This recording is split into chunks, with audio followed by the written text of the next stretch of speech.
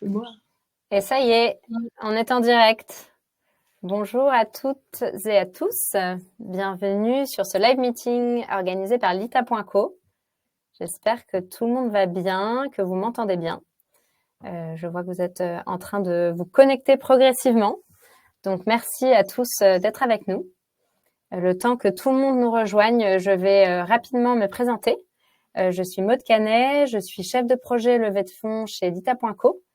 Et aujourd'hui, on va se parler de la levée de fonds de Patine, la marque de mode premium qui crée, conçoit et distribue sans intermédiaire un catalogue concentré de pièces exclusives dans des matières durables. Voilà pour le petit pitch. Et qui revient pour une deuxième levée de fonds sur notre plateforme. Voilà, je vois que ça y est, vous commencez à être plus nombreux. Donc, je réitère mon merci de nous rejoindre en direct pour une nouvelle rencontre entre citoyens et entreprises financées sur notre plateforme. Je vais juste redire un petit mot sur qui est Lita. Pour celles et ceux qui ne connaissent pas la plateforme, on est une plateforme de financement citoyen dédiée au financement de la transition écologique, énergétique et sociale, ouvert à tous, avec des investissements à partir de 100 € et qui rassemble aujourd'hui une communauté de plus de 140 000 citoyens et citoyennes. Aujourd'hui, j'ai le plaisir d'être accompagnée de Charlotte Dereux, fondatrice et présidente et directrice artistique de Patine. Bonjour Charlotte, merci beaucoup d'être avec nous. Bonjour à tous. Et avant de te laisser la parole, je vais juste vous présenter rapidement l'outil Livestorm sur lequel nous sommes tous connectés. Vous verrez qu'il y a deux onglets en bas sur votre droite. Un premier onglet chat qui est destiné aux messages informels dans lequel vous pouvez manifester votre présence et d'ailleurs nous confirmer que vous m'entendez bien, nous dire d'où vous venez et comment vous avez connu Patine. N'hésitez pas. Je me sens un peu seule pour l'instant. Ah non, Maman est en train de taper. Donc, ça y est. Bon, ça marche. Ça fonctionne alors. Et puis, il y aura un deuxième onglet qui est l'onglet questions, où là, vous pourrez formaliser vos questions tout au long de l'événement. Et on prendra le temps de les traiter pendant la deuxième partie de ce live, puisque ce live va durer environ 1 heure et sera en 2 temps. D'abord, une présentation par Charlotte des projets, des raisons de la levée de fonds et de qui est Patine. Et ensuite, une session de questions-réponses en direct. Voilà, je pense que j'ai tout dit. Alors Charlotte, je vais pouvoir partager ta présentation et je vais surtout te laisser. Peut-être, je vais juste présenter parce que je suis pas venue avec mon garde du corps, mais avec mon part-time CFO, Antoine. Voilà, comme ça, si parmi vous, il y a des questions très financières, je pense que je suis encore mieux accompagnée pour y répondre. Et après, qu'est-ce que je peux dire d'autre sur Antoine? Oh, c'est bien, Antoine. Oui, ça me paraît bien. Bonjour à tous. Voilà. Et n'hésitez pas, effectivement, si vous avez des questions business et finance. Oui. Et comme c'est un petit peu impressionnant de parler sans savoir vraiment qui est derrière, c'est vrai que si jamais vous pouvez manifester sur le chat si vous venez plus pour en tant qu'actionnaire existant, puisqu'on a la chance d'avoir déjà 531 actionnaires grâce à Lita, ou si vous êtes plutôt là pour confirmer une intention d'investissement ou parce que vous n'avez pas fait d'intention d'investissement, vous posez simplement des questions. Voilà, n'hésitez pas à le dire, comme ça nous permet de centrer mieux la discussion sur les bons sujets pour vous. Et j'ai mis un petit sondage du coup, Charlotte, donc je pense que les gens vont progressivement. Ah, trop bien. Ah, t'as pu faire le sondage, c'est génial. Oui, normalement ça fonctionne, j'espère. Très bien. Ok. Du coup, je me lance, non? C'est ça? Ouais, c'est ça.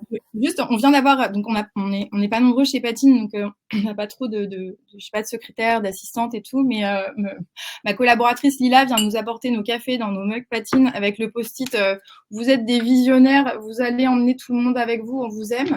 Donc en fait, je vais essayer de pas pleurer parce que ça donne envie d'y arriver. Voilà, en tout cas, je vais donner toute mon énergie là pendant 20 minutes à vous expliquer le projet. Et j'ai mis un chronomètre parce que je parle beaucoup, donc je vais essayer de tenir les 20 minutes surtout pour qu'on ait le temps de beaucoup de questions.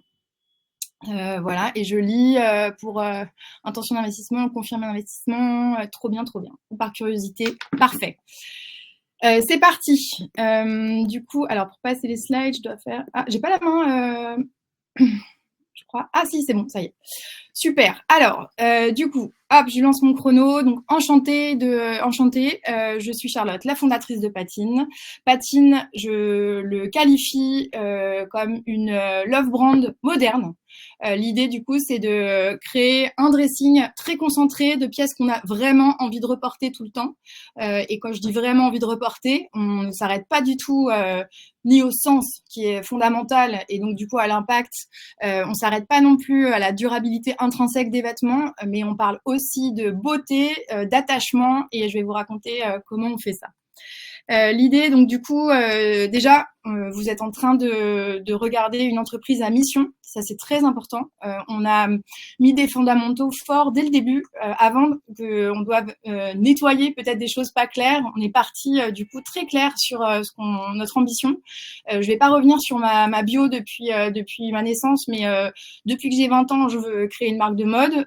On fera une autre conf un jour sur le syndrome d'imposture et tout, mais j'ai mis du temps à passer le cap. Quand j'étais prête, j'avais eu mon réveil écologique. Du coup, c'était affreux parce que je me suis dit une marque de mode de plus, on n'en a pas besoin. Et finalement, ça a été génial parce que comme je me vois pas faire autre chose, et ben on fait une marque de mode exactement pas comme tout le monde, c'est-à-dire en prenant tout à contre-pied pour se dire on aura toujours besoin de s'habiller. J'adore les vêtements, mais comment maintenant on en fait un outil pour changer la mode, changer aussi les habitudes de consommation, garder le plaisir, le bonheur et en même temps tout ce que ça peut nous apporter et en même temps changer tout le reste parce qu'il faut qu'on rende ça compatible avec la nature et avec aussi l'humain. On parle aussi beaucoup d'éthique, on parle de respect de nos partenaires, on parle de payer dignement les gens, de les connaître, de prendre le temps de progresser ensemble, etc. Du coup, on est une marque qui est très optimiste et je voudrais le dire maintenant aussi parce que on est dans une période où je sais pas, on pourrait tous se dire bon allez, on va creuser un petit trou et puis aller se cacher tellement ce qui se passe chaque jour est désastreux. Voilà. Et en même temps, moi, ça me renforce dans ma conviction que en fait, on est plein à pas du tout vouloir le futur qui est présenté par un Trump ou par un Musk ou d'autres, ou par un Christophe Castaner. Et donc, du coup, on va se serrer les coudes et on va faire des choses surtout qui sont ultra désirables parce qu'en fait, le cool n'est pas du côté du tout de Dubaï et de tout ça. Ce qu'on fait, en fait,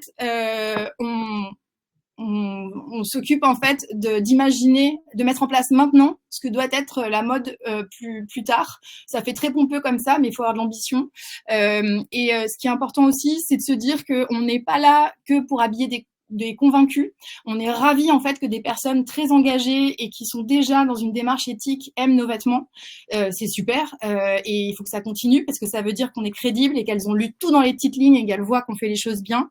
En revanche, si on veut avoir de l'impact, il faut toucher plus de gens et il faut les toucher de manière complète, c'est-à-dire pas seulement les habiller, c'est bien parce que ça fait de l'impact sur les matières, etc.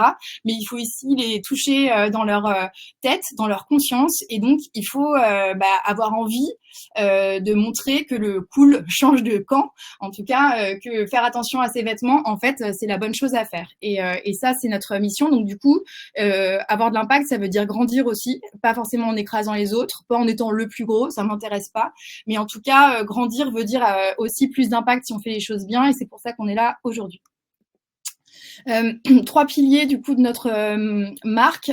Du coup, pas de compromis. On est dur. Ça nous rend plus lents sur certains aspects parce qu'on est très engagé. On met la barre haut, sinon ça nous semble inutile d'être mou. En revanche, à la fin, il y a forcément des compromis à faire, mais par contre, sur ses valeurs et ses engagements, il faut être super carré. Et en plus, ça permet d'aller plus vite après sur chaque décision. Unique Voice, en fait, l'idée, c'est de partager autant nos points de vue qui évoluent et qui sont pas forcément parfaits, mais en tout cas, je pense qu'on a une personnalité de marque forte. On n'hésite pas à s'engager sur des sujets citoyens qui nous tiennent à cœur. On est féministe, c'est vrai, et on le revendique. Pas de manière écrasante non plus. Vous avez vu, Antoine est un homme, donc ça va, il a l'air de survivre à côté de moi. Mais il y a un petit rééquilibrage à faire après 2000 ans d'inégalité et on est dessus. Et du coup, on aime dire franchement ce qu'on pense, mais de manière toujours positive et sans jamais juger ce qui se passe à côté, parce qu'on peut jamais savoir pourquoi quelqu'un se comporte d'une manière ou d'une autre. Donc, c'est pas l'idée. On gagne du temps, on parle de ce qu'on fait et on documente. L'exemplarité, c'est important pour les hommes politiques aussi, parce que je suis pas, mais du coup, l'idée, c'est de nous, en tout cas, faire les choses bien pour donner envie aux autres aussi de suivre et de dire, tiens, si cette petite marque, elle y arrive, ça serait pas mal qu'on se bouge aussi. Donc, ça, c'est quelque chose qu'on aime bien faire. L'impact des vêtements, j'y reviendrai. Un slide hyper pompeux pour nous mettre devant tout le monde, donc je vais pas rester longtemps, mais c'est juste pour montrer que notre terrain de jeu, c'est la mode au global et c'est pas la mode responsable uniquement. Autant on doit travailler énormément sur, forcément on va pas adresser toutes les personnes, tous les styles, tous les marchés. Une marque, ça veut dire avoir un style précis et emmener des gens à qui ça plaît. En revanche, c'est pas parce qu'on est très responsable qu'on va s'adresser uniquement à un marché engagé, comme je disais, responsable. Donc en fait, voilà, être la plus cool des marques responsables, c'est même pas le sujet, c'est être la plus cool des marques et montrer qu'en fait, pour être cool, il faut être responsable. On a beaucoup d'étapes que vous pourrez re-regarder tranquillement, du coup, qui ont jalonné notre parcours, mais en même temps, c'est que le début. Donc voilà, on a commencé avec un énorme coup de bol, une lettre d'amour envoyée à la boutique Colette qui a tout de suite pris nos t-shirts, ce qui a donné de l'énergie. Les Galeries Lafayette qui nous suivent depuis le début, parce qu'ils ont un engagement aussi sur la mode responsable. Le fait d'avoir lancé peu à peu nos matières clés, un accompagnement de la Fédération de la mode et du prêt-à-porter qui est très précieux et génial et qui aide beaucoup. La certification B Corp, la première levée sur l'ITA et puis la première ouverture de boutique. Ce qui caractérise Patine en termes de modèle, c'est d'être justement complet et d'avoir une ambition qui est sur tous les aspects de notre métier. On vend du coup des designs iconiques, on les met au point, ils durent, ils évoluent, il y a de l'amélioration continue, je peux en parler des heures, mais l'idée est pas d'enchaîner des collections, mais plutôt d'améliorer petit à petit ce qu'on fait et de faire en sorte qu'un vêtement qu'on a acheté il y a 5 ans, on a envie de le remettre toujours au bout de 5 ans et on va le remontrer, le représenter. Premium, les matières du coup sont très très belles. On pourra parler, du coup, c'est un gros débat, un gros sujet parce que en fait, on est pas assez cher. Je le dis, ça paraît bizarre, mais en fait, comme on a choisi nous d'avoir des matières et des procédés d'excellence qui coûtent beaucoup d'argent, du coup, on a décidé dans notre modèle, on allait dépenser beaucoup là-dessus et beaucoup moins sur d'autres aspects. Donc, il n'y aura pas de marbre dans les boutiques ou d'influenceuses payées très très cher. Mais du coup, ça veut dire que le prix aujourd'hui ne reflète pas la qualité. La qualité est bien meilleure que le prix, ou alors on peut dire qu'on a un rapport qualité-prix dingo. Et je sais pas si ça nous sert, enfin c'est ma volonté, mais du coup il faut encore l'expliquer parce que souvent le prix est encore un marqueur de qualité dans le marché, ça m'embête. Mais voilà, moi mon combat c'est de montrer que ça peut être aussi beau que certaines marques de luxe qui font les choses bien, mais sans avoir le budget d'un job de président chez Total. Et la distribution en direct, évidemment, ça fait partie de notre modèle et c'est ça aussi qui permet d'avoir des prix accessibles. Donc, on sera jamais une marque dans 200 points de vente wholesale. On n'est pas construit comme ça et c'est pas grave. On aime être en contact direct avec nos clients et clientes ou l'inverse. Sur le design, du coup, donc des prix qui sont accessibles. Les matières, c'est notre cœur de métier. C'est ça qui différencie aussi par rapport à une marque plus conventionnelle. On met au point des matières. Les matières, on les explique, on les documente. Elles sont connues par notre communauté. Donc, c'est pas j'achète un jean, c'est j'achète un jean Brenda. On les fait évoluer, on travaille du coup en direct avec des partenaires au Portugal, en Italie, en Espagne et en France sur ces matières, dans des partenariats du coup long terme et à la fois du coup pour faire de l'amélioration continue sur celles qui existent et pour développer toujours et encore des nouvelles matières à la pointe de la technologie, toujours dans une logique de qualité et d'écologie, d'impact carbone. Ces matières du coup sont, je vous laisserai lire les témoignages, mais sont aimées et fidélise et participe énormément au bouche à oreille. Notre communication ne ressemble peut-être pas à une marque green habituelle.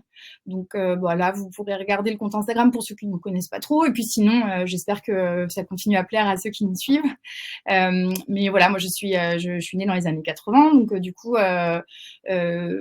j'adore la communication, le market. J'ai fait la nuit des publivores, ça fait hyper ringard de dire ça et boumeuse, mais voilà, j'adore la pub et en même temps, je crois plus du tout à ce que raconte la pub. Donc du coup, on utilise ces outils-là, mais on les met au service d'autres messages plus authentiques. Sur moi, je vais passer, mais je vous ai déjà raconté. Témoigner un maximum, ça fait partie de notre mission de raconter, partager, faire partie de commissions pour que tout le monde évolue, tout le monde progresse. Et puis du coup, notre communauté, elle est au cœur du travail de Patine. Aussi bien, ça peut être sur la conception des vêtements, avec des questionnaires, avec un groupe WhatsApp de plusieurs centaines de clientes qui participent. Il y a des rendez-vous du mardi où on raconte les développements du Patine Studio, etc. Mais aussi sur le fait de justement accompagner post-achat, c'est-à-dire comment on entretient un vêtement, avoir un service de réparation en boutique, c'est ce qu'on fait. C'était un des projets de la première levée de fonds et on l'a fait. Et donc du coup, ne pas du tout s'arrêter à vendre, mais au contraire, c'est que le début d'une relation avec notre marque.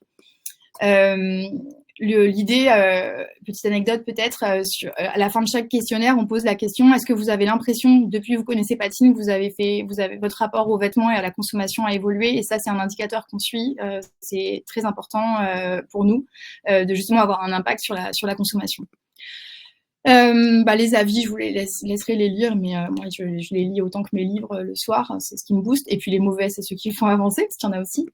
Le Patine Studio qu'on a ouvert il y a bientôt 2 ans, qui est une super expérience qui nous apprend énormément sur le retail.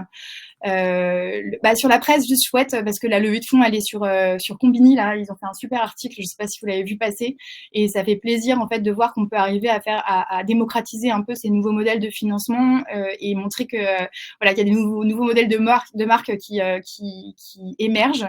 Moi, c'est une conviction, autant, enfin, plus forte évidemment que le financement va servir à la suite et on va en parler. Mais pour moi, je trouve que en fait, rééquilibrer la gouvernance d'une entreprise avec ses propres clients, je trouve ça dingue et je trouve que toutes les marques qui peuvent le faire devraient le faire parce que ça rend tout transparent, voilà, s'obliger à partager ces chiffres en clôture de compte, savoir voilà les salaires, combien on gagne, etc. Ça évite toutes mes ententes sur l'objectif de la marque et ce qu'elle propose. Il n'y a plus de dissonance, on est transparent et voilà, ça nous oblige à être hyper carré et hyper en ligne avec nos valeurs. Donc, je trouve ça génial. Notre chiffre d'affaires aujourd'hui, donc 1,6 million, et avec du coup ce qui est assez intéressant, c'est le repeat, puisque donc on est une marque qui fidélise énormément, malgré une offre encore qui est très petite, donc c'est intéressant. Le projet du coup de cette levée, et je suis à combien de minutes parce que ouais, ça va. Le projet de cette levée du coup c'est de faire exploser notre ambition. Alors en ce moment je suis en train de réfléchir à comment raconter comment on peut vouloir être ambitieux et en même temps être une marque slow. Et en fait, je crois que le mot slow me dérange beaucoup parce que je pense que là, depuis 12 minutes, pour ceux qui m'avaient jamais entendu parler, vous allez comprendre que je suis pas très slow.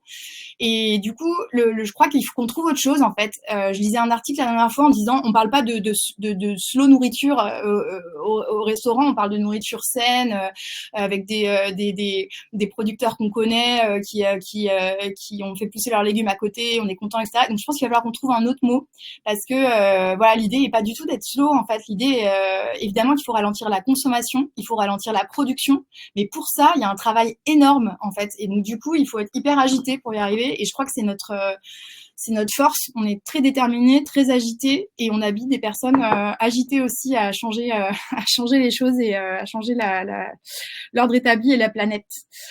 Donc, une ambition européenne cette fois-ci.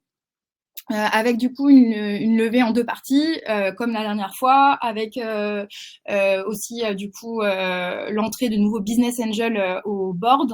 Ce qui diffère peut-être, c'est que par rapport à il y a 3 ans, c'est que on connaît très bien Donc il y a des sujets clés pour atteindre cette ambition européenne qui sont très très clairs pour nous. Et du coup, on va chercher en ce moment autant du financement auprès de business angels que des compétences des précises sur des sujets qui doivent toujours être accompagnés évidemment d'envie d'y aller avec nous, parce que sinon en fait s'il n'y a pas l'envie de changer, de faire de l'impact, ça marche pas en général, parce que voilà, je pense qu'il y a des sujets, je pense que Chine, on dit Chine, Shine, j'ai même pas envie de savoir, mais Temu, voilà, ce sera plus immédiatement rentable pour un investisseur, donc forcément, c'est quelqu'un qui a envie de relever les manches et de faire les choses différemment. Mais voilà, donc du coup, sans vous dévoiler encore les termes sheets non signés, on est en train de s'entourer d'un acteur de matériaux ultra innovant et responsable. On est en train d'avancer aussi sur des sujets plus d'opérations, de personnes qui peuvent nous aider à opérer mieux en Europe. Voilà, donc aussi sur la partie création et plan de collection, parce que c'est bien d'aller chercher des experts autour de nous, et voilà, donc tous ces sujets là qui vont nous emmener en 2019 à 9 millions d'euros de chiffre d'affaires. Ça sera le résultat d'un travail justement avec CBA et avec vous, puisque je peux en parler là du coup parce que c'est pas sur les slides. L'idée aussi, j'ai envie complètement de façon non obligatoire, hein, uniquement pour les personnes qui sont très motivées et qui ont envie d'investir aussi un petit peu de temps à nos côtés. On va créer 3 groupes de travail. Je veux dire think tank, mais ça va faire un peu Emmanuel Macron, ça va être chelou, voilà. Mais du coup, 3 groupes de travail sur 3 problématiques clés de patine, puisque en fait, je pense que vous investissez, si vous investissez, autant sur parce qu'il y a des choses qu'on maîtrise et vous voyez qu'on a les preuves, et autant sur les sujets qui sont du coup clés pour notre développement et pas encore là, ou alors qui peuvent encore largement progresser.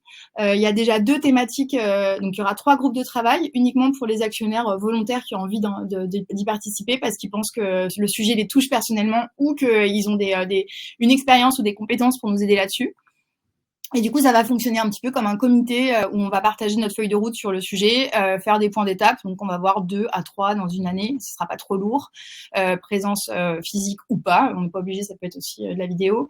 Et 2 des 3 sujets, parce que le 3e est encore en discussion.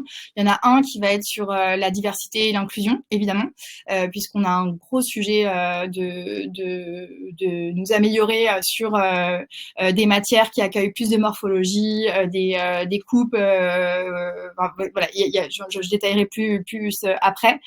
Donc il y a ce sujet-là, et ensuite le deuxième va être autour de la communication, de l'influence et de notre voix. Comment on est une marque média et pas seulement une marque, et à partir de quel moment trop de marketing c'est plus éthique. Enfin voilà, il y a beaucoup de sujets assez intéressants, surtout avec l'explosion de l'influence où Instagram est devenu juste un feed de je m'habille ce matin devant vous. Donc du coup on a envie d'en parler avec vous et trouver une façon créative pour Patine de s'imposer. Donc ça va être un sujet intéressant. Je reviens aux chiffres. Un retour à la profitabilité. Je dis retour parce qu'avant la première levée de fonds, on était rentable. Et en fait, on a des fondamentaux assez solides au niveau que ce soit de notre marge brute, donc le coût de la fabrication des produits, donc matière et confection.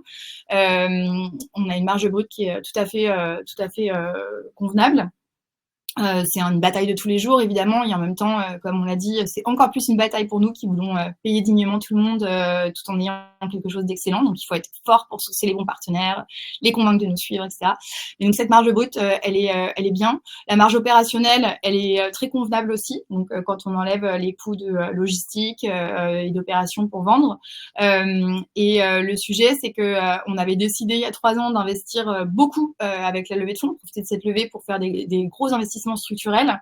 On s'est pris la même année le post-Covid 2022 qui a été disons assez terrible pour beaucoup de marques qui ont dû fermer, mais il y a eu un stop très net de la consommation, une explosion des coûts de production. Je pourrais détailler s'il y a des questions là-dessus. Et donc 2022 a été flat, là où on pensait tout de suite passer la barre, une barre qui écrasait les coûts.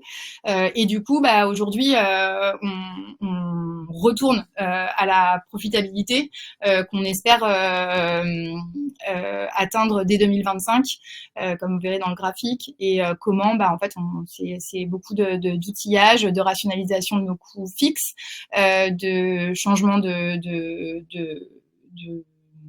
d'équipe, voilà, d'organisation en interne. Et puis aussi, vous allez voir, il y a l'impact du panier moyen, du nombre de produits par panier, qui tout de suite aide beaucoup sur notre profitabilité. On pourra le détailler. 4 points clés sur notre façon de... Il me reste 15 secondes, hyper dur. Les 4 piliers du coup de notre croissance, c'est j'ai mis sustain parce que je trouve que c'est plus écologique que fuel. Au début, il y avait fuel et ça m'a vraiment rappelé l'essence et je me suis dit mais ça va pas, tout ce vocabulaire qui est pas du tout éco-friendly par rapport à la croissance, donc c'est pas le sujet, mais c'est vrai que ça me gêne. Donc du coup 4 points clés. Développer l'offre. Comme je vous l'ai dit, le dressing patine est encore très compact, et même si la philosophie est une carte courte, il y a encore pour faire une silhouette complète, on a encore du travail. Donc il va y avoir un sac patine, il y aura sans doute des chaussures patine, il y aura plus de outerwear, plus de formal aussi, pas formal dress, donc des vestes, des vrais pantalons et pas que des jeans. Voilà, tout ça du coup ça va nous permettre aussi d'améliorer le panier moyen, puisqu'on a commencé par des catégories avec des produits qui sont sur des catégories pas très chères. C'est pas qu'on n'est pas cher, c'est juste qu'un t-shirt sera toujours moins cher intrinsèquement qu'un manteau. Donc du coup, pour dégager aussi un volume de marge unitaire par commande important, c'est pas forcément augmenter les prix, ça peut être juste sortir des produits qui sont sur des catégories plus chères, et du coup c'est ce qui est en train de se passer. Il y a eu notre trench, on va lancer le manteau, etc. Développer le retail, donc 3 boutiques d'ici 2029 qui sont dont Paris, ça c'est important, et des pop-up pour tester des villes et aussi pouvoir parler de thématiques plus spécifiques et être très créatif parce qu'on a vraiment beaucoup d'idées.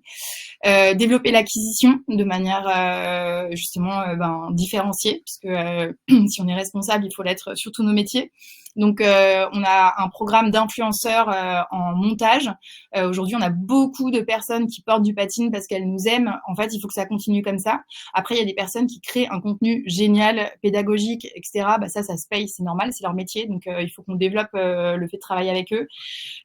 Émerger dans la presse, c'est de plus en plus le cas. Donc, je pourrais envoyer peut-être post-présentation les dernières parutions. Je parlais de Combini, mais là, il y a une page dans Marie-Claire, une page dans Biba, une page dans Voici, mais présentée sur quelle marque éthique je recommande, donc c'est trop chouette. Et du coup, tout ça, ça nous aide beaucoup, et il va falloir le faire aussi en Europe et pas seulement en France. Et puis, du coup, 3 marchés européens, on est encore en analyse sur lesquels. Mais donc, je vous parlais de Copenhague dans mes premiers mails. C'est vrai que l'Europe du Nord est très compatible avec la façon de voir la vie de patine. Et du coup, il y a ce pays-là, mais il y a aussi en Suisse, en Belgique, où on est encore trop petit. L'Espagne, pour des raisons aussi personnelles qui me plaît bien. Le Portugal, évidemment, puisqu'on fabrique beaucoup là-bas. Voilà. Je vais peut-être terminer sur ce slide-là. Pourtant, il a l'air assez aride, donc je vais vous le raconter. L'idée, en fait, c'est dans un deck, on parle pas forcément du cœur du réacteur, et pourtant le cœur, c'est notre offre et notre marque.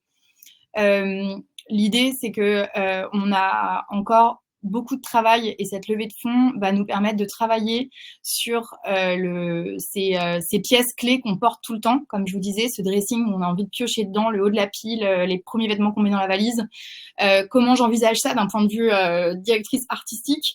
Il y a 2 choses. Il y a le fait que, parce que ça je l'explique peut-être pas souvent, c'est que toutes nos coupes aujourd'hui et demain, elles sont faites pour habiller des personnes agitées, pas genre, agitées de manière positive dans leurs actions dans la vie, mais c'est pour ça qu'il y a de la place, il y a du confort, on est à vélo, on est beaucoup dehors puis dedans, donc on peut empiler, il y a beaucoup de layering, et donc ça, les projets, ça va être de continuer ça, de rajouter des couches, les couches qui nous manquent, mais du coup de garder toujours une optique de développement qui est, quand je lance une nouvelle matière ou une nouvelle pièce, est-ce que je peux la porter avec ce qu'on a déjà développé développé précédemment.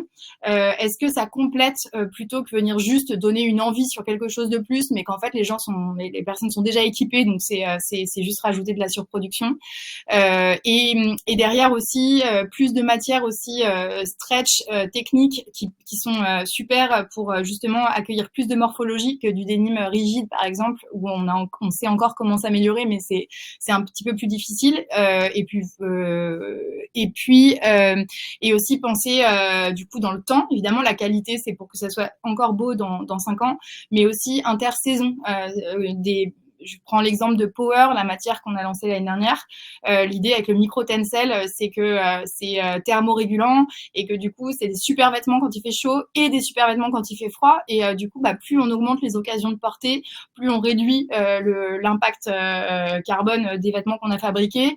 Et puis, ça veut dire aussi qu'on a envie de les porter tout le temps. Donc, c'est pas mal. A priori, on a réussi notre mission. Sur la partie culture disruptive, j'en ai déjà parlé, mais du coup, il faut oser en tant que marque aborder les sujets dans lesquels on est complètement au cœur du réacteur, celui de la surproduction, celui de la surconsommation, sans se fouetter, mais avec de l'autodérision et de la transparence. Et c'est notre force d'attaquer les vrais débats et de pas avoir peur d'en parler, mais en rendant tout ça désirable et peu à peu en changeant peut-être les mentalités de certains. Et puis le travail collectif et la transparence. Donc on n'est pas du tout parfait. Alors c'est Carhartt qui dit work in progress forcément parce qu'il faisait des tracteurs et des pelleteuses. Donc je vais pas prendre Carhartt, mais on est une marque du brand in progress. C'est vrai que c'est important. En fait, je crois que ce qui caractérise Patine, c'est qu'on suit autant ce qu'on fait que ce qu'on va faire en fait, et on documente en fait notre travail. Et l'idée, c'est de travailler autant pour nous et entre nous qu'avec un collectif de partenaires au niveau des matières, au niveau de la confection, au niveau de l'écosystème de la mode, qu'avec notre communauté et nos clients. Donc bon, là j'ai fait une blague, je sais pas si c'est intelligent parce qu'en fait un deck qui va auprès de grands financiers, mais on voulait que ça soit aussi sexy et qu'un Daniel Steele, donc des romans à l'eau de rose, et en même temps aussi collaboratif que ces livres dont vous êtes le héros. Je sais pas si vous avez joué avec ça petit, les livres où on dit tu veux faire A ou B et être un chevalier ou aller manger des dragons. Mais voilà, moi je pense que ça peut être vraiment ça change tout quand on comprend l'intérieur d'une marque et qu'on peut du coup décider avec nous. Voilà, le projet est au cœur de la marque et donc c'est comme une mise en abîme. Patine, c'est autant la marque qu'un projet de marque. D'ailleurs, en termes d'énergie, moi qui ai attendu vraiment longtemps avant d'oser, c'est quelque chose que je veux plus jamais reproduire dans ma vie. Bon, a priori, Patine va m'occuper encore longtemps, hein, mais du coup, en termes de dynamique, c'est vrai qu'on a tendance maintenant à annoncer ce qu'on va faire, même si on ne sait pas encore comment exactement on va le faire, mais parce que ça donne un élan chez nous, collectif et aussi d'engagement vis-à-vis des autres qui est très très fort. Ça peut aussi parfois me faire découvrir des drôles de têtes dans l'équipe quand j'arrive le matin, parce que si je mets le soir sur Instagram, puis on va faire une veste de costume, c'est obligé, regardez la photo de Julia Roberts, c'est trop beau, et que le lendemain j'arrive et on me dit mais t'as parlé d'un costume, tu veux qu'on le fasse pour quand, parce que quand même c'est long et tout. Donc voilà, parfois je fais un petit peu peur, mais ça c'est vrai que cette dynamique en fait d'imaginer les futurs, d'en parler et ensuite d'y aller, c'est être toujours en mouvement et essayer d'avoir un coup d'avance aussi, c'est une dynamique très très forte chez Patine.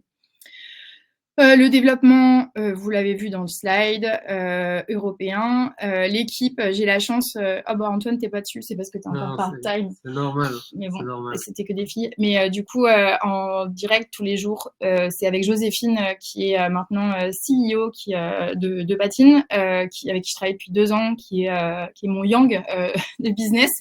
Et c'est super. Lila, qui est formidable aussi et qui fait de la production, oui, mais aussi le développement. Ça manque là sur le slide, puisque du coup, le cœur du réacteur, ça reste le catalogue Patine. Et donc, il faut être très, très fort, avoir des formidables relations, être passionné et voilà, et envoyer 40 WhatsApp par jour d'une nouvelle matière qui regarde, ce serait génial et et un jour on va faire ça. Voilà, ça c'est Lila et on avance hyper bien. On a des investisseurs clés avec nous et en fait je me suis dit tiens, je vais demander à une personne, j'ai pas eu le temps de tous les appeler, mais pourquoi ils ont investi chez Patine, en fait ça serait cool de vous le partager. Alors du coup j'ai écrit à Céline, que vous connaissez peut-être, qui a monté Bao Family, les restaurants Bao, et elle m'a envoyé hier ces 3 petits mots. Je vous les partage et ensuite comme ça on pourra passer aux questions. Alors elle m'a dit: j'adore la marque Patine, j'adore Charlotte. Je me reconnais dans les valeurs de la marque autant que dans les coûts, les couleurs et le style. C'est pour ça que j'ai décidé d'investir dans Patine, mon premier et seul investissement à date, vu que j'ai mis tous mes moyens dans Bao Family. Mais je suis heureuse d'aider à soutenir une marque à impact qui prouve qu'on peut faire du beau autant que du bien. J'espère que ce texte va pouvoir t'aider. Bon, on verra. Mais en tout cas, voilà, je trouve ça sympa de voir ça. Moi, j'étais dans mes petits... comment on dit, dans mes petits papiers quand j'étais allée la voir il y a 3 ans, parce que j'étais très admirative du développement de Bao. Et elle a elle-même fait une levée participative il y a quelques mois qui a très bien fonctionné et gentiment dit que Patine l'avait inspirée là-dessus. Donc voilà, plus on serre les coudes pour changer les choses et c'est chouette. Je vous laisse prendre la parole. Merci beaucoup. Eh ben, merci beaucoup, Charlotte, pour toute cette présentation qui était très claire, très, très complète. Merci pour ton enthousiasme, pour ton franc-parler. Je pense que c'est apprécié par tout le monde. Chez Lita, on est vraiment ravis de participer au financement de Patine pour la 2e fois et de permettre à des particuliers de prendre part à cette levée de fonds. Donc, juste avant de passer à la session questions-réponses, puisqu'on a eu quelques questions, je voulais rappeler les conditions de cet investissement et revenir aussi sur les raisons pour investir qui ont été identifiées par nos analystes chez Lita. Donc, dans le cadre de cette levée de fonds, Patine lève des fonds en actions avec un objectif cible de 400 000 euros et 350 000 euros en minimum. Et dans cette levée, la rentabilité se caractérise à la fois par une réduction d'impôt de 18% et c'est aussi un investissement qui est éligible au PEA et PEA-PME. Juste pour faire un petit point sur où on en est, aujourd'hui, Patine est en phase de pré-collecte. L'ouverture de la collecte devrait se faire d'ici les 2 prochaines semaines. On est encore en train de finaliser quelques éléments juridiques, mais ça devrait être très bientôt. Donc, restez à l'écoute, vérifiez bien que votre profil investisseur ait été validé pour pouvoir investir au moment du top départ. Juste un petit mot sur les investisseurs historiques. S'il y en a aujourd'hui, et je crois qu'il y en a quelques-uns, vous serez avertis en priorité au moment du passage en collecte, puisque vous êtes prioritaire, et puis tous les autres auront l'information dans la foulée. Voilà pour le petit contexte. Et puis, on a identifié chez Lita 4 raisons pour investir, sur lesquelles je vais revenir brièvement, même si ça va faire écho à ce que Charlotte a dit. Tout d'abord, Patine a un positionnement clair et différencié, hors du cycle classique des collections, avec un catalogue ultra qualitatif et des pièces intemporelles. Et surtout, Patine a un niveau d'exigence du point de vue éco-responsabilité qui est ultra poussé, avec des pratiques comme l'analyse du cycle de vie des produits, des tests de durabilité en laboratoire ou encore la traçabilité complète depuis la matière première jusqu'à la teinture. Donc, bien sûr, ça, c'est un point hyper important pour nous. Patine a aussi réussi à diversifier ses canaux de distribution, puisque l'entreprise adopte une approche prudente mais efficace pour diversifier ses canaux avec de la vente directe via son site internet et en physique à travers des pop-up stores et une première boutique sans intermédiaire afin de proposer les prix les plus justes possibles. Voilà la 2e raison. La 3e, c'est que l'entreprise a des indicateurs de performance en progression, notamment la hausse du panier moyen, le maintien d'un bon niveau de marge brute, la réduction du taux de retour à moins de 15%. Voilà, tout ça qui témoigne des efforts et de la bonne dynamique de l'entreprise. Et puis, la dernière raison, c'est l'approche que vous avez qui est proactive pour renforcer l'efficacité opérationnelle. puisque Patine a identifié et est en train de mettre en place des outils de gestion, d'automatisation de certaines tâches, et travaille aussi sur l'agilité dans le fonctionnement avec le recours notamment à des freelances sur certaines tâches. Donc voilà, tout ça pour nous c'est des bonnes raisons pour investir dans Patine. Voilà, j'ai fait mon petit pitch. On va pouvoir passer à la question-réponse puisque je vois que ça y est, il n'y en avait pas beaucoup pendant que tu parlais, donc tout le monde devait être happé, mais ça y est, ça vient. Donc je vais commencer par une question de Barbara qui parle de la gamme Homme. Vous avez lancé la gamme Homme récemment. Comment fonctionne cette nouvelle gamme? Ouais. Alors, bonjour Barbara. Du coup, on a lancé l'homme par. Alors, je vais prendre l'historique. Moi, il y avait des t-shirts hommes au tout début de Patine, et ensuite, je me suis concentrée sur la ligne femme qui me parle beaucoup plus. Et en fait, ce qui s'est passé, c'est que j'ai retrouvé de la créativité par rapport à ce qu'on pouvait faire sur l'homme, parce que je trouvais le marché en fait déjà très encombré d'offres d'essentiels, et je me disais en fait le truc qu'on a avec Patine, c'est justement d'aborder la mode pour les femmes. Comme elle est déjà parfois un peu abordée à l'homme, en tout cas sur la partie des matières robustes, la solidité des coutures, plein de choses qui font qu'on garde son vêtement. C'est des qualités de vêtements qui sont pas du tout recherchées par les marques pour femmes en général, puisque bon là je vais faire ma féministe, mais je pense qu'il y a aussi un côté, bon, notre cliente de toute façon c'est une girouette et on va renouveler, on va faire des viscoses pas très belles parce que c'est pas grave, la prochaine saison sera plus la mode des poids. C'est pas du tout notre approche. En revanche, ce qui s'est passé, c'est que les hommes dans l'entourage de nos clientes ont touché les vêtements et ont vu que c'était des matières qui leur plaisaient beaucoup. On s'est dit bon, en fait, on va y aller. Et ensuite, il y a l'ouverture de la boutique où du coup les hommes qui rentraient, parce que c'est vrai que les codes de Patine sont pas du tout féminins, fanfreluches et licorne. Et du coup, on a une marque qui est assez genderless et qui a des coupes aussi avec de la place. Du coup, on a entrouvert le dressing aux hommes. L'ambition, elle est claire et elle n'a pas bougé. L'homme ne pèsera pas d'ici 2029 plus que 20% de notre revenu. Donc, ça restera une petite partie. En revanche, aujourd'hui, c'est plus 3-4%. Donc, on a de la place pour se développer et on le souhaite. Et comment? Alors, justement, on a fait plein de tests. Ce que vous avez déjà vu, le rythme de la précommande, pas si sûr en fait. Donc je sais qu'Asphalt le fait très bien, mais on n'a pas la même approche tout à fait qu'Asphalt sur certains points, notamment du coup des points créatifs, puisque c'est vrai que on a chez nous des prints, des rayures, des choses, des couleurs fortes. Voilà, donc ce qui a marché, on va le garder. C'est-à-dire par exemple le sweat qui s'est mieux vendu à l'homme, c'est un sweat rose pétard. Donc voilà, et à côté de ça, du coup, on est en train de trouver une formule pour arriver à ces 20% de contribution d'ici 2029. Comment on va le faire? On est en plein dedans, mais ce qu'on aime aujourd'hui, l'approche de communication, c'est d'assumer qu'on est des femmes centrées notre dressing et nos clientes, et que du coup on entrouvre le dressing aux hommes. Donc en fait notre gimmick de communication, c'est marque responsable cherche homme formidable, un petit peu comme marque responsable cherche actionnaire formidable, et on caricature un peu ce portrait de l'homme parfait qui n'existe pas vraiment, mais du coup qui est totalement déconstruit avec une casserole dans la main gauche, bébé dans la main droite et le sac de compost, et voilà, et on va les chercher et voilà.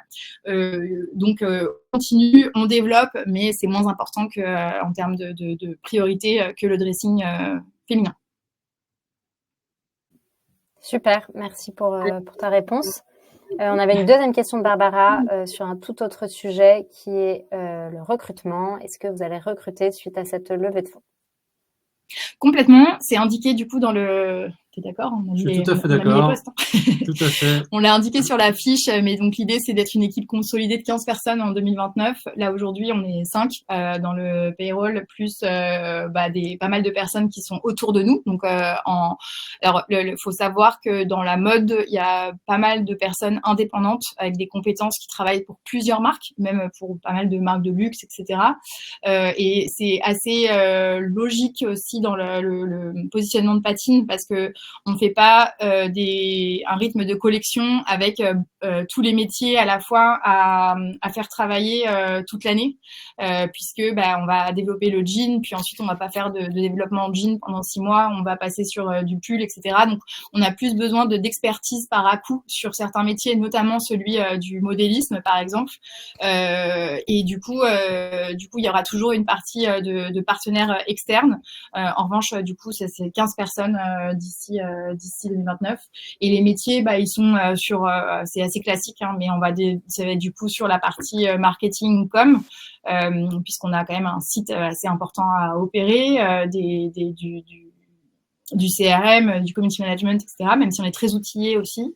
Du coup, tout ce qui est partenariat, collab, donc des profils de chefs de projet, du renfort de l'équipe de développement et de production des vêtements, ingénieur matière, puisqu'on a une partie R&D du coup sur les matières, les tests, comme Maud en a parlé, le temps humain aussi d'aller chez nos partenaires, de les connaître, d'être au plus proche des innovations, de faire les salons. Ça prend du temps, donc il y aura ces métiers-là aussi qui vont être développés, et puis de la vente, puisque avec 3 boutiques en retail, ça veut dire des équipes de vente. Très clair, merci. Et pour rester sur le sujet équipe, on a une question de Noélie qui demande, en termes de management, quelles sont les conditions de travail des salariés chez Patine? Les conditions de travail, c'est-à-dire est-ce que c'est sain ou est-ce que c'est bien payé, ou est-ce que bon, je vais imaginer que c'est les deux. Ouais. Alors je pense que c'est sain. Après, du coup, c'est une super question. En fait, je trouve que plus on grandit, plus on doit avoir au clair 2 choses distinctes: ses valeurs fondamentales en tant que marque et sa culture, et où on en est au moment où on recrute. Et ces 2 choses-là, du coup, si elles sont bien claires, ça permet de recruter des profils qui sont en phase avec la marque. Et donc aujourd'hui, d'un point de vue salaire, je pense qu'on paye pas du tout plus que le marché, même si je connais mal les benches, mais on est en ligne avec le marché, quoi. Il y a pas il y a ni exploitation ni surprime à venir chez nous. Il y a aussi qu'on n'est pas sur des métiers aujourd'hui. Il y a pas le métier en tension, par exemple, des développeurs, ou comme dans la tech où il faut surpayer. Voilà. En revanche, et puis on a une équipe quand même assez, un core team très très stable, donc ces questions se posent assez peu. Les tops, il y a une prime collective qui est ajoutée du coup à la rémunération. On est très variable. Pour des jobs commerciaux, on pense que c'est pas forcément très indiqué. En revanche, prime collective autour d'objectifs hyper clairs, tous communiqués et qui vivent dans l'entreprise, ça c'est important. Donc là, on le pratique. Et elle est assise aussi sur nos engagements environnementaux, puisque ça fait partie aussi de le fait d'être une B Corp, ça nous oblige aussi, et on en est ravis, d'aligner l'équipe à nos progrès en termes d'impact carbone, etc. Qu'est-ce que je peux dire d'autre? Du coup, il y a quand même une culture de travailler. Faut travailler, quoi. Enfin, c'est plus dur, je pense, pour nous, comme pour plein d'autres marques engagées, d'arriver à des résultats quand on veut être super bon sur plein de sujets qui préoccupent pas d'autres marques. Donc, du coup, ça demande d'être hyper exigeant et bon. Après, on est dans l'anti présence pour la présence, on essaie d'être efficace. On peut travailler en télétravail, on est sur Slack et Notion. Qu'est-ce que je peux dire d'autre? Non, si je pourrais compléter, moi je vous confirme que l'équipe est effectivement très engagée sur tous les projets qu'elle doit mener de front, équipe resserrée, l'équipe qui a réussi à embarquer aussi un certain nombre de freelances motivés et engagés, dont je fais partie pour pour aider à structurer la société et à la rendre plus performante et en vue d'anticiper la croissance importante à venir. Donc, on se prépare chez Patine pour ça, et comme l'a dit Charlotte, on anticipe, on voit plus loin, et l'objet de cette levée, c'est également principalement de préparer la suite, et cette suite, elle passe par une structuration et une rationalisation d'un certain nombre de process chez Patine, dont je serai en partie chargé. Ouais, si je peux ajouter un truc, c'est vrai que moi, je pense que je suis très dans l'émotion et un rapport affectif avec les gens. J'ai vécu du coup, parce que là on a 7 ans, donc j'ai vécu pour la première fois une phase de premier first employees, je sais pas comment on dit, d'équipe très jeune, rentrée souvent en stage, qui a été du coup passée en CDI ensuite et qui était là depuis le début. Et c'est comme si ça paraissait inenvisageable qu'il soit plus là demain. Et du coup j'ai passé cette étape parce qu'en fait il faut différencier aussi humainement l'entreprise et les attaches affectives qu'on peut avoir, et penser à faire gagner l'équipe et le projet en tout cas. Et du coup, on a vécu aussi cette phase. Donc, y a des personnes avec qui on est encore en super rapport, mais qui ont fait 4 ans avec nous et pour la première fois sont plus là. Et voilà, c'est intéressant aussi parce que un départ, ça crée autant justement ça peut être de la peine affective, mais en même temps, ça permet aussi de changer, de revoir des organisations, parce que quelqu'un qui était sur un poste depuis longtemps, il avait plein de choses parce que c'était lui qui était, mais en fait c'est pas la bonne façon pour grandir et tout. Donc il y a eu aussi cette phase, un petit peu une première phase de maturité que j'avais eu l'occasion de vivre dans d'autres entreprises avant, et là qui est chez nous. Et je sais pas si vous avez vu le documentaire sur Beckham, mais c'est exactement ça. Dans l'équipe, son entraîneur, je sais plus, depuis que Beckham a 13 ans, il est derrière lui, il l'adore comme un papa, mais à un moment donné, il lui dit en vrai, moi je dois faire gagner l'équipe, j'ai un championnat à gagner, et donc ça comptera toujours avant.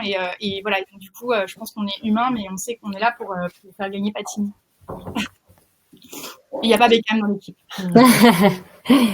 Super, merci.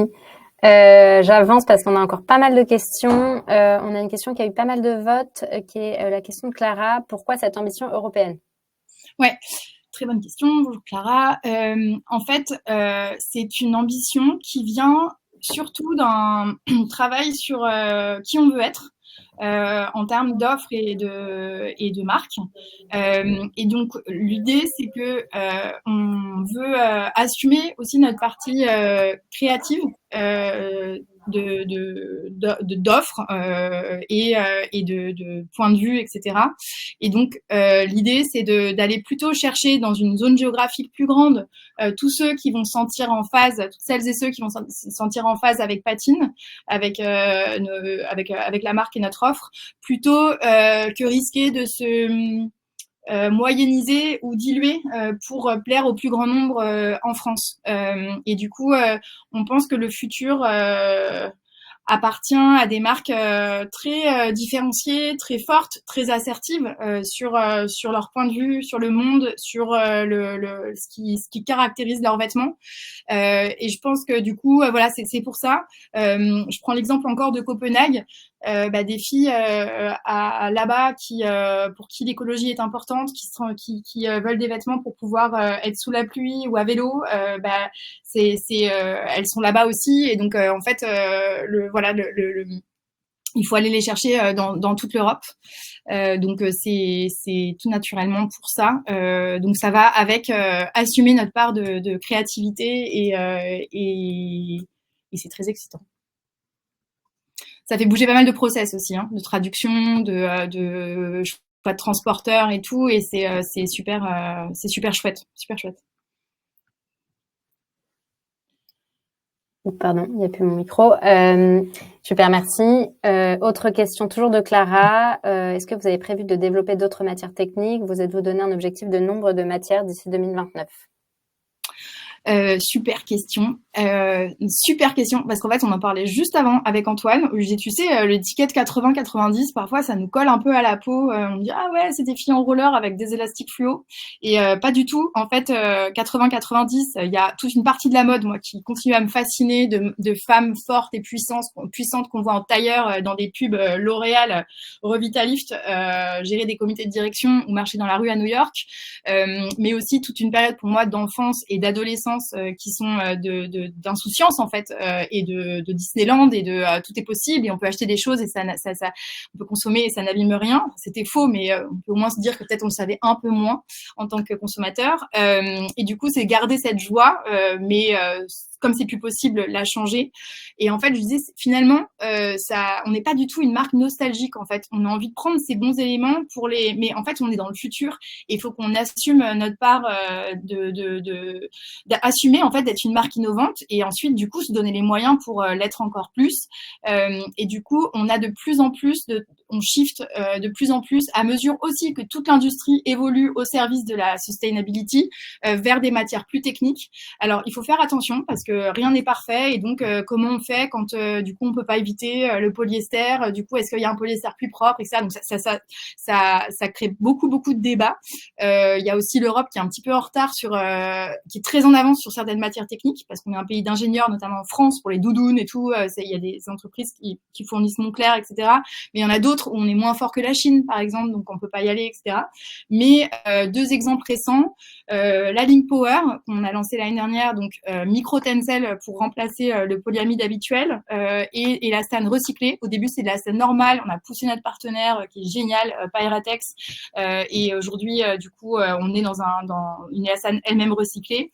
Et le trench, on a changé la matière, donc le trench qui est actuellement en fabrication, et qui a un fil, du coup, un biofil de polyamide absolument génial, hyper déperlant, et aussi un finissage en C0, donc ça veut dire sans PFAS, le gros sujet qui est au-delà des poêles à frire, mais qui est aussi dans tous les vêtements techniques.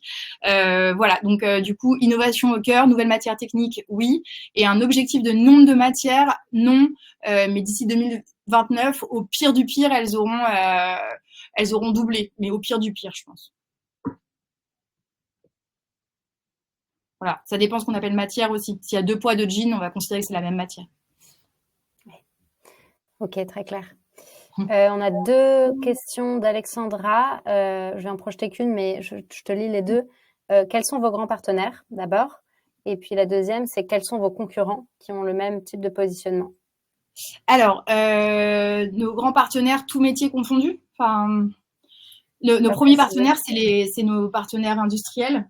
Donc c'est la matière d'un côté, et ceux qui fabriquent la matière, et ceux qui font de la confection de l'autre. On ne fait rien en produit fini, donc il y a pas de partenaire qui s'occupe pour nous d'acheter la matière.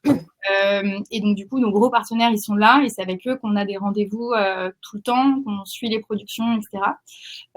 Après, du coup, nos deuxièmes partenaires, c'est, je dirais, l'écosystème aujourd'hui des métiers de l'industrie de la mode, donc la fédération de la mode, toutes ces personnes en fait, et puis les groupes de travail pour entre pairs. Donc du coup, je mettrais l'écosystème et les autres entrepreneurs.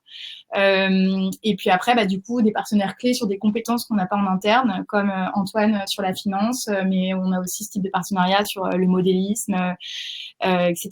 Et puis après, du coup, ça enchaîne avec les concurrents. En fait, je sais pas trop. En fait, alors, par exemple, Mister K, on a des similitudes par rapport au modèle, le modèle hybride de précommande et stock. En revanche, je pense qu'on a un style très différent et à la fin, du coup, la marque, le ton de la marque, les coupes, les matières employées vont aussi faire des segments très différenciés de marque parce que ce qui va différencier, c'est un mix entre le modèle, donc distribution directe, précommande stock, le positionnement de l'offre, et puis le segment de prix aussi. Je crois qu'on est un petit peu, on est positionné un petit peu moins cher que Mister K, mais je faudrait que je vérifie. Voilà. Après, on s'entend très bien avec tout le monde. Donc Charlotte chez Mister K, elle achète ses t-shirts Willy Cool chez nous et elle le dit souvent. Voilà. Donc en fait, je pense que concurrent sur des si petits marchés, c'est pas bien parce que nos vrais concurrents, c'est les grosses marques qui ont un monopole du coup de la mode, et entre marques plus petites, on doit plutôt se serrer les coudes et s'entraider. Donc voilà, ça vous le voyez pas au quotidien. On a pas mal de groupes WhatsApp où c'est quelqu'un a une idée pour un outil de gestion des stocks, quelqu'un peut trouver quelqu'un qui m'aide sur la collection, etc. Donc il y a beaucoup d'entraide en fait entre les marques. C'est chouette. Et du coup, j'enchaîne avec une autre question sur la concurrence, mais plutôt, là, cette fois-ci, pas en termes de marque, mais plutôt sur vos références produits principales. Donc peut-être que tu peux compléter.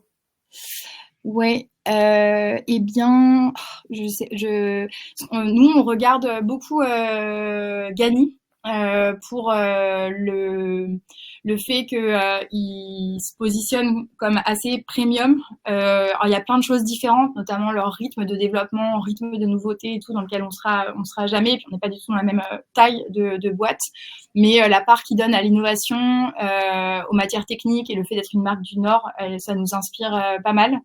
Ensuite, on regarde pas mal de marques peut-être plus traditionnelles et du marché masculin, donc des marques américaines, japonaises ou européennes qui plutôt vont être distribuées chez Centre Commercial, le magasin multimarque de Veja, ou chez Supply, un multimarque pour hommes que je trouve super.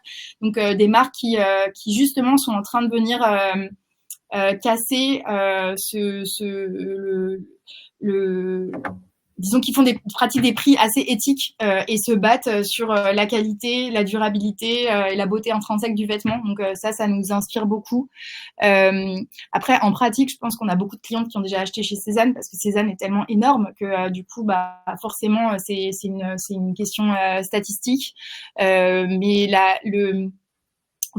Mage, Sandro, Bâche que je vois là dans la liste, du coup, pour moi, c'est eux que Cézanne dont Cézanne a pris une partie du marché. Et aujourd'hui, je crois qu'on essaie de créer un nouveau marché. Alors, c'est un peu difficile, hein, mais de montrer qu'on a une qualité ultra premium avec des prix qui sont assez accessibles. Donc je sais pas trop. On est inspiré par donc je dirais en résumé Gany, des marques hommes. On regarde du luxe aussi. Bien sûr qu'il y a plein de choses qu'on n'a pas, l'histoire de 300 ans, etc. Mais on regarde beaucoup de marques du luxe. Et puis après, on regarde aussi des marques très plutôt du design en fait, parce que dans Patine, il y a cette notion de utilité, fonctionnalité, technicité et histoire. Et du coup, on regarde beaucoup de marques de design pour s'inspirer.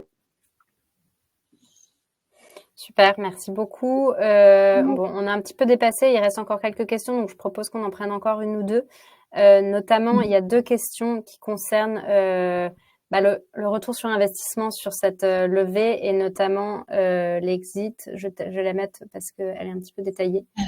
Je la lis. Imaginons que ça se passe bien jusqu'en 2019 comme le BP.